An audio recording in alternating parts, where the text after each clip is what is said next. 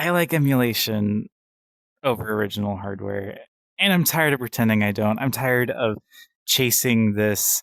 Let's buy original consoles and fix them up and try to integrate them into my life. I just can't do it. I can't. When it comes to home consoles, everyone talks about CRTs. Look how good Dracula looks. You can see like the eyes get all blended, and there's so much glory to be had in using a CRT. There's a fantastic video by Noodle. You can see it right here.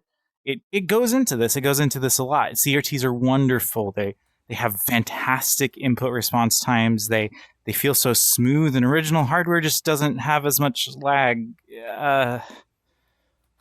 But have you been around a CRT recently? Have you heard the high-pitched squeal that almost every single one of them has? I have audio-tactile synesthesia, which means I feel sounds, and that it is physically painful for me. If a CRT around me has that high-pitched whine, I have to put in noise-canceling headphones or I am in physical pain, and that's not tenable for a comfy retro gaming session. It's not tenable for that. And they're usually very small.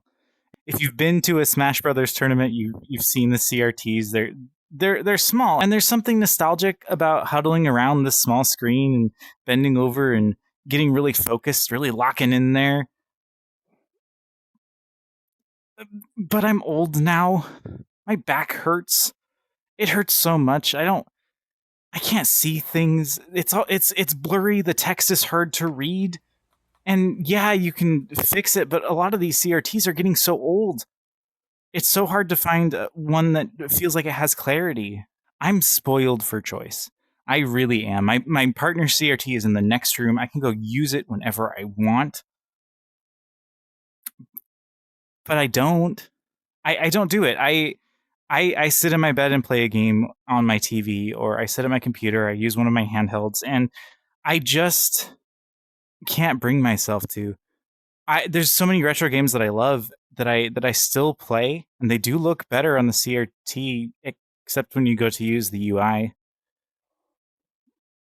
except when you go to look at detail. I realize that these old games are made for it. They do blend together in beautiful ways, but CRT filters are really good now. And I realize that original hardware has really fast response times. It has really good input latency. I can't tell the difference when run ahead is on. I can when it's not, but I can just use run ahead. It's fantastic. It's just a little option. Look, it's right there in RetroArch, and you can turn it on and just forget about it. And most games, they feel the same to me. CRTs have mechanically the fastest pixel response time of any display, but OLEDs do too. They're very technically slower by a couple nanoseconds. And I know that if I was a real pro gamer, that I could tell the difference between a couple nanoseconds. But I'm not. I do speedruns. I play Symphony of the Night a lot, and I don't like the controllers. It's hard to do the inputs on original controllers. I cannot explain to you how much easier it is to cast spells in that game with a modern analog stick. You have to hold X and do the stick in a circle like this, and then go to the direction, and you do it a million times, and you have to cancel it. And it's really inconsistent. It's so inconsistent on the older controllers because the D-pads are worse. I know it's so easy to glorify old stuff, but I've been trying really hard to capture some of this, and it's not working for me.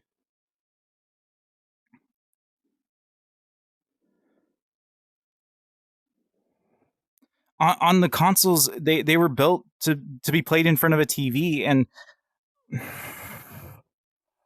I don't. I like them on handhelds a lot more, especially old RPGs like Earthbound or Chrono Trigger, some of my favorite games of all time. And I go back every few years and I rediscover these games and find new meaning from them, but I don't do it on a CRT. I can't bring myself to. I realize it's an authentic experience, but it's such an ordeal to get it set up and plug in everything. And if I do that, my saves are only on the original, very old device.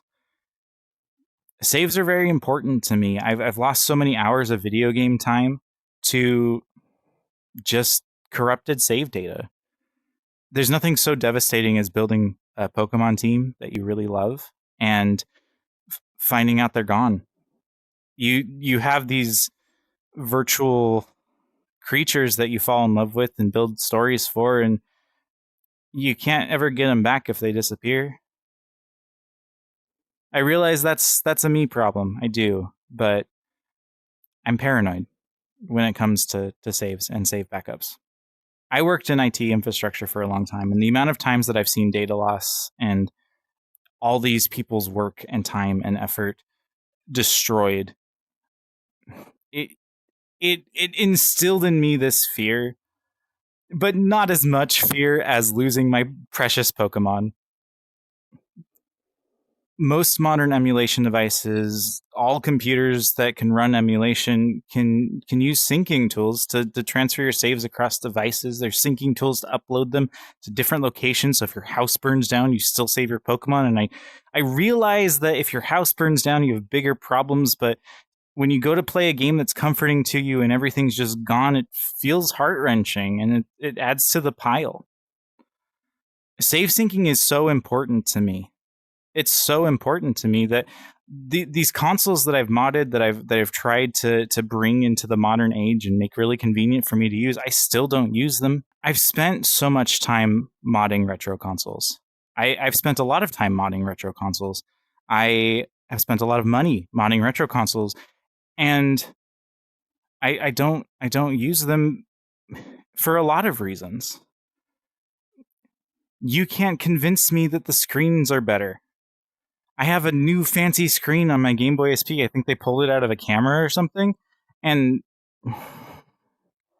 you really can't convince me that this looks better than this. This has better colors. It does. I notice it a lot. I don't notice the input latency because the Game Boy SP doesn't have great pixel response times.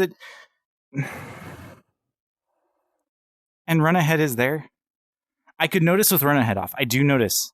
And especially for action games like Aria of Sorrow, which I play all the time, I notice the input response. I do. But I don't with Run Ahead. And even devices like this cheap Ambernick can use Run Ahead on Game Boy Advance games. It has this filter on it that makes it look more authentic. The text is more readable. It has integer scaling. It looks really good. It's a better experience, in my opinion. And it's really hard to justify pulling out the original. I have a USB-C port on it. I do. It's easy to charge. I have a little device that has all my games on it, so I don't have to go looking for cartridges, and I'm not worried about really precious old hardware going awry. It's the Game Boy SP from my childhood, and it meant a lot to be able to play it again, but it doesn't have a headphone jack. Modding in a headphone jack on a Game Boy SP is very difficult, and I don't have the skill for it, and I'm not going to break my childhood SP. I tried to play it on a plane. It doesn't work with noise-canceling headphones, and the amount of dongles that work with a modded Game Boy SP are very small. And why don't I just play the original Game Boy Advance? Because I hate the D-pad. And it's not a clamshell, so I can't chuck it in my bag. If I have to get something out of a case to play it casually, I'm not going to do it. I don't want to carry around also a case. It's inconvenient. And everyone talks about emulation being so inconvenient, but if you just learn it, you only have to do it once. The SP is inconvenient every time I go to use it. And then I'm stressing about when the next time I can get to my computer to back up my saves are, if I've played for like 6 or 7 hours. There's so many people reviving old games with ROM hacks. There's so many wonderful ROM hacks out here. One of my favorites is Aria of Sorrow Reprise. It turns Aria of Sorrow into a roguelike, and I can have Infinite Castlevania, and I play it all the time, but I don't play it on my Game Boy SP. I play it on my Ambernick. It feels bad to spend all this money. It really does, and not use the devices. I tried to capture some of it. Again, I got a DSi, I imported it, and I put a USB-C port on it. I fixed the diagonals. The DSi has famously bad diagonals, and if you've only played Pokemon, you've never noticed, but if you go to play a Game Boy game like Minish Cap, where you need to move diagonally, it doesn't work very well. It's really hard to press, but I fixed it. I fixed the shoulder buttons. The hinge is satisfying. That I fixed that. It has a USB-C port on it. It even has a headphone jack. Look, it has a precious headphone jack. I don't use it. I can't back up my saves easily. If you want to back up your saves wirelessly on a Nintendo DSi, you have to create a network, a separate network specifically with the WEP security, which has been extremely easy to crack since I was in high school. I can crack it in 2 seconds using widely available tools, which is technically illegal, but nobody's gonna care. I'm not adding a DMZ in my house on my network just so I can transfer my DSi saves over. I'm just not doing it. If you don't know what any of the words mean, that's my point. I'm not leaving a network that is open for anyone to crack and get into just for my DSi. I know there's solutions out there. I do. I don't care. I'm not doing it. I don't want to maintain it. I don't want to worry about it. I don't want to stress about it. And everyone talks about these screens on these older devices being so nice and genuine. I don't like them. I don't. Unless you have an AGS 101, the Game Boy SP screen is really bad. I don't have an AGS 101, and I'm not going to spend $200 getting one. Because all of the other things. I spent so much money revamping my Game Boy SP to begin with, I don't want to do it again. And the screen that I got is nicer anyway. And there aren't great options for the DSi screens. They do look good for the time. I think they still look pretty good. I'm not going to pretend I like them more than modern stuff. The colors aren't as good. They aren't. They're not as good. And the 3DS screens are abysmal. I do not like them. They are... I don't like them. I realize the 3D effect is transformative and magical, but I don't turn it on because it hurts my eyes. I turn it on sometimes to remember what it's like and then lament that I can't use it again because it hurts. I have not met a person that keeps the 3D on constantly, and I've read about people online doing it, but I know so many 3DS enthusiasts, and none of them turn on the screen. The 3DS has a problem where it's really uncomfortable, and the only 3DS that's comfortable for my hands in particular is the very original model. And if I got an original model 3DS, I wouldn't use it because I can't back up my saves automatically, and because the screen is still not great, even though the pixel density is the highest on any 3DS, so it looks the best to me. But I don't like it. Can't play a ton of games on it that the new 3DS can, and that's where most of the hack scene is going. I have more hours on a 3DS than any other console, but I can't do that now because I'm old and my hands hurt. The only model I can use is the original. And the original 3DS model is built very well. It's my favorite of the models. It doesn't feel cheap. It feels robust and refined. I like it a lot. It's smaller than the new 3DS. It's about the size of a DSi. It's really nice. It's really good. I like it quite a bit. I'm not going to get one. I don't have one anymore. I couldn't use it. The 3DS is really well built. I love the original model. It's the only one I can use. It's also less expensive, but it also takes roughly, and this is an estimate, 10 million years to boot up. The time it takes to boot up a 3DS and get into the game is very long, and I do notice the loading times. I do notice the loading screen, and all that to play on a worse screen at a worse resolution than emulated 3DS. Have you played emulated 3DS? It is so pretty. These games scale incredibly. They scale fantastically. fantastic. They look like a Wii U game at a lot of points. They scale wonderfully. It's so much nicer. And there's a lot of games that use the dual screens, and I don't like the horizontal layout for dual screens that you have to use on most devices. I don't like it at all. But that's a trade-off. And I mean, the AYN Thor exists now. It's just a 3DS. The only game that I'm interested in that I never played on the original for reasons that are very obvious is Kid Icarus Uprising. It hurts. It hurt me then, and I was younger. And I can just load it up and use my thumb. Look at this. This works really well. It's almost like a thumbstick. This game broke so many people. It's ridiculous. And I will finally be able to enjoy it because I can play it in this format. I haven't yet, but I plan on it. The only original hardware with a really nice screen, I think, is the PS Vita. It has an OLED screen and a pretty nice LCD if you don't have an OLED screen. I really think they tried to streamline that, and I wish more companies would go that direction of pocketable first-party device. Everyone kind of laments that the big players have stopped really making handhelds. The smallest thing that you can buy that's kind of modern is the Switch Lite, and it is a fantastic handheld, but it doesn't fit in your pocket. You have to have really big pants pockets, and I don't wear pants with those size of pockets, and I wouldn't put it in there if I did because I'd be afraid of sitting on it. The Switch Lite is a wonderful machine if you hack it. If you get someone who knows how to micro solder, or pay for someone to do it, or know how to micro solder, it's really good. And Taki Udon, one of my favorite handheld YouTubers, made an OLED screen for it, and I have it, and I installed it, and it's wonderful.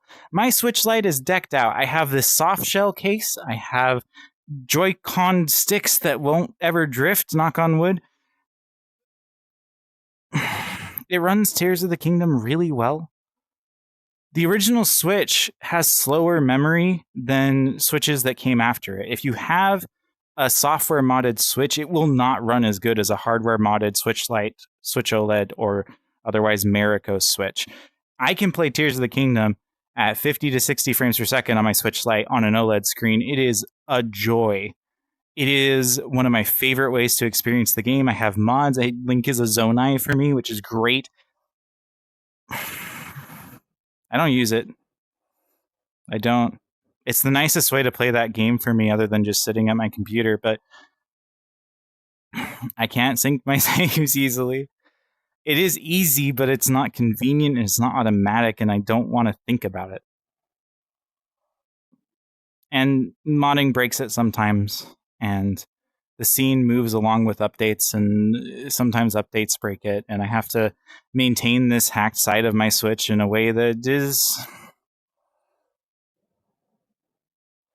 frustrating. It's frustrating. It's all frustrating. If you want your device to be convenient, it's expensive and frustrating, and it still won't be as convenient. Convenience is the big thing. It is. It's the big reason. For me personally, it's convenience, it's screens, it's controllers that I want to use. And I'm not a person who just plays games at every single opportunity. I'm not, but when I do play games, I like them to feel a particular way, and handhelds fulfill that for me, and I think modern handhelds are better. Everyone rants about these little Ambernick clamshells, and I have two of them, and I love them.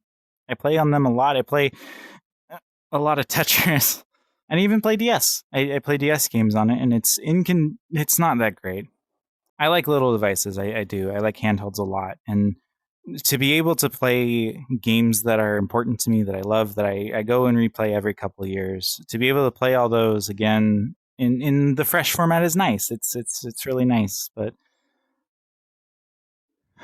I still see posts and comments all the time. I still see so much of original hardware is better, and it's almost sacred. And I agree that it is for preservation, but I don't think it's sacred for actually playing games for me. But I have kind of a unique past. I grew up playing emulated games. I played arcade games first and foremost. My father was very interested in arcade games and didn't want to go to them, so he had some version of MAME 32 and would go to other countries and come back with arcade game ROMs. I don't know why you would do that, but the internet was young at that point.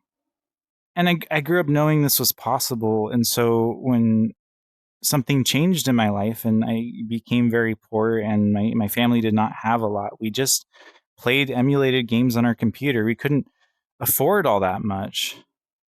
I remember playing with my siblings and we'd share a keyboard. They would play with the arrow keys and some of the letters, and I would be on the numpad. I liked the numpad for that.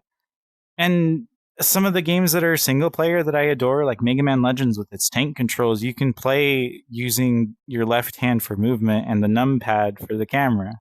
It works pretty good. I didn't mind it at all. And I grew up with this. I grew up with sharp pixels on old LCD monitors, and I had a CRT, and we did have a GameCube at one point, but I played most of my Game Boy games, most of my Super Nintendo, Sega Genesis, they were all on my computer. I didn't get an opportunity. That's where the nostalgia is for me. And most of the nostalgia is not really how I played the game. It's playing it with my siblings. It's discovering it and learning new games. It's just being there. And I think there's a purist mindset that tends to be prolific, where if you're playing the game with the worst experience, it becomes more difficult. I see the larger community changing in this way, but I still feel guilty. I feel guilty for this opinion, and I don't know if ranting about it's going to help with that. It's sunk cost for me. I'm pretty deep in. The games that are important to me are important because I love the music. I love how it works. I love what it feels like. And it feels like the same game regardless of where I play it. There are stories that I go back and play every now and then, Earthbound and Chrono Trigger and some of the Final Fantasy games, and they mean new things to me every year. Every time I pick them up again, I get something different out of it, and I love the restrictions that old games had. And as a child, I had restrictions in the ways that I played them. There's something really magical about how video games were developed. If you go back and look at a lot of the history, it's fraught with all sorts of things, but the solutions they came up with to fulfill their creative vision are ingenious. They don't really have to do that anymore, and games are different for it, but it's not bad either. I think regardless of how you choose to play your games, it's not important. I think that if you get something out of it, if you get enjoyment, that's worth it. I don't pretend to know what original creators would want. As someone who's a creator myself, who creates a lot of things, who likes performing, who has done a lot of creative stuff in their lifetime, I start to wonder if the people who made these games care about how they're being played now. Care if it's in Nintendo Switch Online or if people are using emulation handhelds. If they feel like their game should only be experienced with the original hardware that it was designed for. I can only speak for myself, and then I just hope that people enjoy the things I make in whatever way they're most comfortable with. But I know opinions are different. I'll never capture it. I never will. I'll never capture the feeling because everything is a time capsule. All these retro games are a time capsule, and we can only look back with glasses that are all too foggy. But I think if you're young or never experienced these games in the heyday, I think these stories are still worth experiencing. And I don't think you should chase the shadow of what was. I think you should experience them how you can. I've spent so much time and money trying to recapture feelings that I don't think I really had in the first place. I think it's easy to glorify things that are long past. And I've only found inconvenience and frustration at the end of this road. If you want to get into original hardware and you're getting discouraged watching the prices rise up and up and up, and you're waiting to play games to get the console, I just wouldn't. I would play the games however you can. I think the experience is worth it regardless of how you play, and you can't miss what you don't know. And if you're worried about trying to recapture old feelings with genuine hardware, I think that you could try to create those feelings in yourself now. You don't remember past you very well. I promise you don't. And maybe current you can enjoy the games in a way that's convenient. Maybe current you doesn't have to be restrained by something you think you lost. Hey, thank you for making it to the end of the video. This is not going to be a tech-focused channel or a retro-focused channel. It's just anything I care enough to info them about. So if you like falling asleep to my voice or having me on in the background, feel free to hit the subscribe button. I am not looking to grow, but I will answer comments as I have spoons, and I will continue to put out info dumps. See you soon.